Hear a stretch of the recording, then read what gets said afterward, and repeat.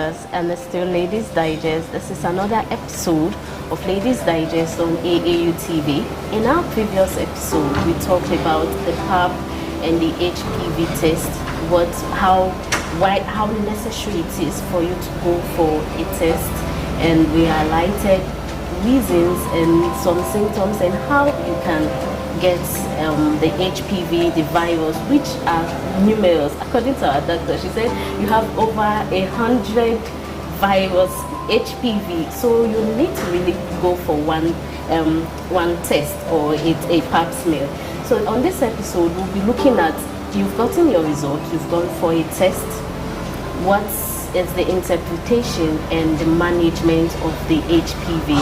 And as usual, I have in my studio our regular guest, Dr. Udell Tego of the Luca Health Medical Center at East Legon.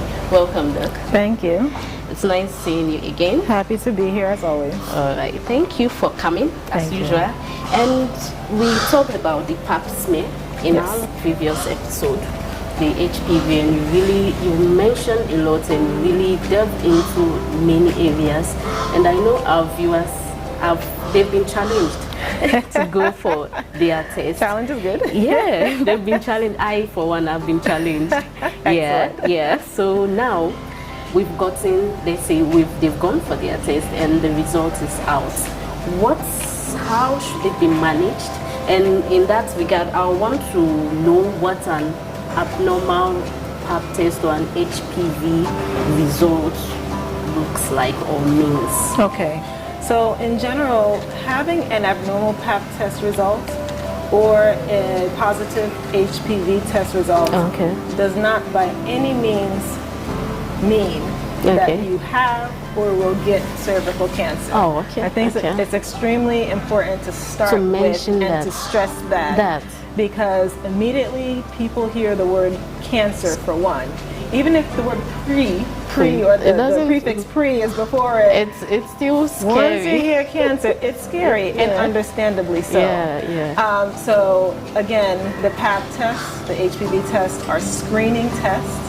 They just raise a red flag indicating to your doctor to take a closer look, possibly do additional testing to see if there are indeed any abnormalities of the cervical cells in the case of the pap test, or if the HPV is present, determine if they are starting to cause any concerning, specifically precancerous changes on the cervix. But when you have an abnormal test, it just means additional testing, additional evaluation needs to be done. It does not mean that you have or will even get cervical cancer.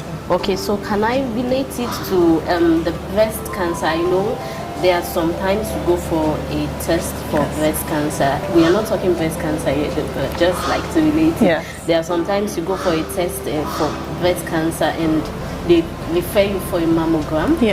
And at times they tell you that there are some lumps or that they are benign or something like that. Are they benign? Should I say cells or results when it comes to the HPV? Yes, they can. There can be changes that can be considered benign. Okay, so let's get more into what type of results can you get from a pap test. With the HPV test, either it's present or it's absent. Either the virus is there or it's not. Okay. With the pap test, there's 3 different results you can get. The first test is negative. That means that the cells of the cervix appear completely normal. And that's it. The second result can be unsatisfactory.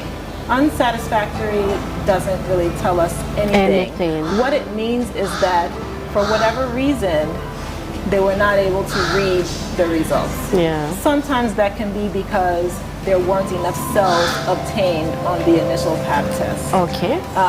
One reason that can be, just to give an example, is that sometimes women in menopause, the cervical cells can change such that it's harder to get a good sample of cells because the skin is thinner and maybe drier after menopause. So it can be a little more challenging to get enough cells on that type of swab. That's one type of reason where there may not be enough cells. Or sometimes you get the cells, but sometimes during the processing in the lab that they need to do to be able to read a result, the cells don't just survive the processing. Wow, so it's possible? It's possible. They'll die off. Sometimes. Not that they die off per se, but let's say you only got a few sample of the cells or, you know, whatever processing or solutions they use to read the results, the cells don't survive that. I see. And so usually in the unsatisfactory test results instance, you just need to come back and have the test repeated. Okay. So that way we can try and get a more adequate sample. Okay. The third result you can get is an abnormal. Okay. Again, abnormal doesn't mean that you have cancer. It doesn't mean that you're going to get cancer. Okay. But the types of abnormality, the way they're called, the term used for them is a very long term, which I will say, but I'll give an abbreviation to make it easier. Yeah, okay. The types of abnormalities described on a Pap test are called squamous intraepithelial lesions, or SIL, which is much simpler for all of us, including me, to say. I think I'll go with the SIL because I can't even remember so many things. And it's not necessarily really to remember, but frequently these days, at the same time that a doctor gets the result for the Pap test, the patient also gets the result for the Pap test. Through advances in technology, you know, which we all benefit from, you can get your actual printout of your result. And so when you see something like a long word like that, it's helpful to have an understanding that, number one, this is not horrible, you're not going to die, the world is not going to end, but this is what it can mean. So any abnormality on the cervix is described as SIL. Within the SIL, there are two categories of SIL. There can be low-grade SIL, which generally means there are mild changes seen or mild abnormalities seen. The high grade is the second category of SIL, and it's those that are more concerning. Those are the ones that are most likely associated with an HPV, a high-risk HPV infection. And those high-grade SIL changes are the ones that are more likely to develop to precancer or cancer. With the low-risk category of SIL, sometimes it could be because of HPV and it's just starting to cause minor abnormalities.